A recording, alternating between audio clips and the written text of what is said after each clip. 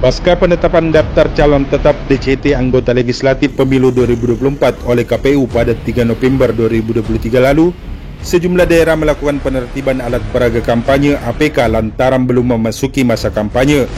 Namun tidak di Kabupaten Bone, Sulawesi Selatan. Pasalnya seminggu setelah penetapan DCT masih banyak ditemukan APK calon anggota legislatif yang berseliweran di sepanjang jalan protokol Kota Watampone, Sabtu 11 November 2023. Komisioner Badan Pengawas Pemilu Bawaslu Kabupaten Bone Nur Alim yang dikonfirmasi beberapa waktu lalu menyebutkan bahwa pihaknya tidak memiliki dasar hukum untuk menertibkan baliho yang terpasang sebelum penetapan DCT.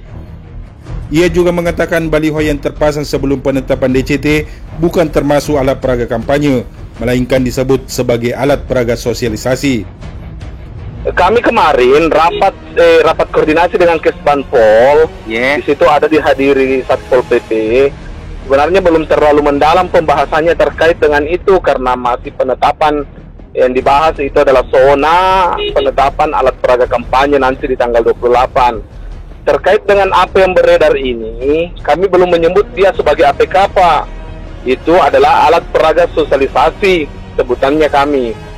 Karena itu beredar di masa sebelum penetapan DCT. Jadi yang ada sekarang di jalan itu adalah alat peraga sosialisasi namanya, karena ini adalah masa di mana pendidikan politik dan sosialisasi itu dibolehkan dalam peraturan perundang-undangan. Tetapi masa kampanye masuk tahapannya, Pak. Kampanye itu nanti November baru masuk tahapannya. Ya.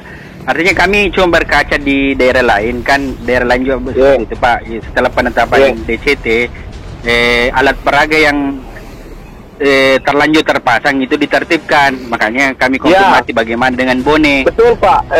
Beberapa kabupaten memang teman-teman kabupaten melakukan penertiban, tapi itu menggunakan dasar hukum ketertiban kota dan lingkungan hidup. Jadi itu ranahnya Satpol PP dengan Dinas Lingkungan Hidup pemerintah daerah kalau dia menggunakan aturan itu. Kalau menggunakan aturan pemilu, maka sebenarnya itu belum, kami Bawaslu tidak berwenang untuk menertibkan itu, Pak, karena tidak ada dasar hukum kami melakukan penertiban. Komisioner Bawaslu Bone ini dinilai keliru dalam memahami alat peraga sosialisasi.